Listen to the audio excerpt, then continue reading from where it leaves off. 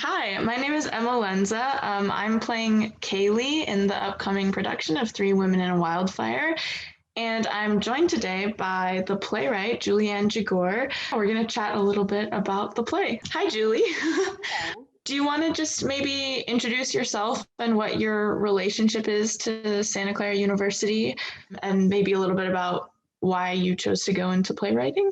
Sure. I'm Julianne or Julie Jigour, and I did my undergrad studies at Santa Clara University. I got my BA in English with a minor in creative writing. It was at Santa Clara that I discovered playwriting via the amazing Brian Forstenson. Yeah, that class definitely changed. My first playwriting class with him changed my life. I've always loved literature and art, and I had been really focused on fiction and poetry, but it wasn't until I took Brian's class in the theater department that I really felt like a particular form clicked. He's just, I mean, all of his students can attest to the fact that he's an amazing teacher and human. And yeah, it was through his instruction that I really found a love for playwriting. I have had him for my first playwriting class, and yeah, he's awesome. For this play, Three Women in a Wildfire, can you, without giving any spoilers away, tell us a little bit about what the play's about? Three Women in Wildfire follows two sisters. One is Danny, and she is a 22-year-old who is away from home in grad school studying anthropology. And she doesn't like returning home. So she avoids visiting her mother and her half sister, who's 13, Kaylee. Danny is called to go and help other anthropology students to search through the ashes, looking for people who've gone missing. And after that experience, she's haunted by what she finds, and it compels her to go back home and check on her sister.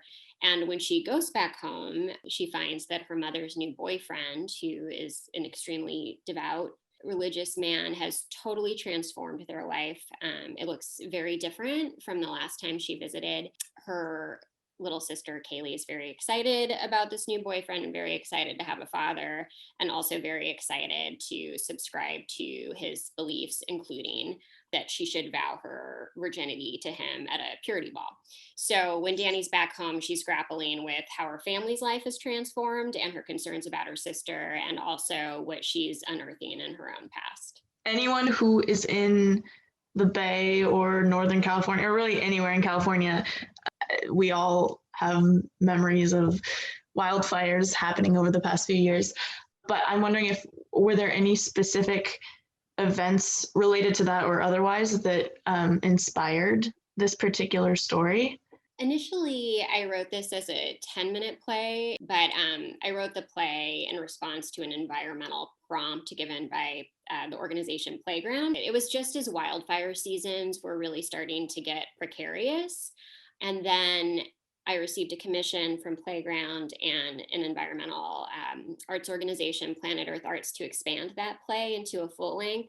And it was after I received the commission that Paradise happened, which was just, I mean, totally tragic and awful. And I've been working on the play since then. So it's like every fall, I mean, wildfire season keeps extending and extending, but every year that I'm working on this, every fall, it's just there are new images and new personal experiences that really connect me to the environment of the play. Not this past fall, but the fall before, I was evacuated from where I was living because of fires briefly. So, I mean, we're all so affected by that more and more. So yeah, it feels closer to home every year. When I started working on the play, I just had an intuitive sense that I wanted to write a play that had wildfires and purity balls or purity culture in them. What got me interested in purity culture, a friend of mine in grad school sent me a link to this photographer whose name is David Magnuson, to a project that he did called Purity. And he went around the country and photographed fathers and daughters before purity balls. And these photos are just incredible. They're kind of weird, but also beautiful and haunting. And those images really stuck with me. Something I really struggled with in writing the play is how not to be just like blatantly judgmental Yeah, of that yeah. culture, because I think a lot of people their heart might be in the right place, but it's just, in my personal opinion, like a total misunderstanding of the danger of that sort of culture, and and how it works in terms of like keeping certain people in power and others not. So I was really excited when reading this script to find how much it ties the issue of the climate crisis to the arts and specifically to the performing arts. Could you talk a little bit about your inspiration for that, or how you think those two things work together in this play? I think it's really critical that the sciences and the arts meet. It's so much easier for people to really understand how deeply and personally impacted they are by science and the environment when they see stories on stage, or when they hear stories via music, or watch a film. I think that having the realities and the consequences of the climate crisis shown to us, embodied in actual people, allows us to really understand what's at stake, and can propel us to do what we can to mitigate the situation and work toward better policies and better personal practices. So obviously the three women in the Wildfire are really compelling characters, and in different ways have different relationships with what you're talking about. I'm also really drawn to the chorus and the role that those characters have in the play. I'm wondering if you could talk a little bit about why you chose to include them, or what their role is in telling the story.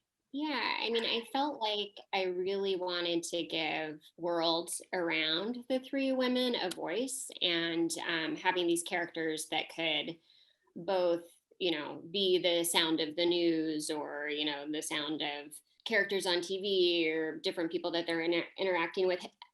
Having them there, I felt, allowed me to expand it in a way that I felt was important for the vastness of the fires that we deal with. I mean, as a writer, it was a fun thing to do. I haven't really done that before, and it presented a lot of challenges, but it also opened up things for me in a way that was really helpful.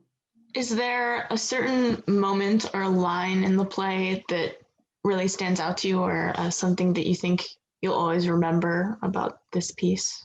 In my experience writing, sometimes you'll just have an intuition for something, or something comes to you and you don't fully understand what it means at the moment, but you have a strong instinct that it's the right choice. One of those things for me in this play is one of the chorus members plays a sort of ghost character. At one point, she picks up a hot tea kettle and says she's going to pour the water in her mouth and that it might burn. And that image just kind of came suddenly to me and very strongly. And I didn't really immediately think about what it meant in the context of the play. But after it came out, it made a lot of sense to me in terms of how it relates to, in this case, Danny, but, more generally, women suppressing the things that need to be said. Is there anything that you think audiences should take away from this story? I think there's such a strong parallel between how a society treats the environment and how a society treats its women. That was something I was really interested in exploring with the play. And I think, we see it when we take advantage of something, when we attempt to control it in a way that doesn't honor what it is. There are really horrible consequences. The importance of critically evaluating larger power structures and how they deeply influence our personal experiences.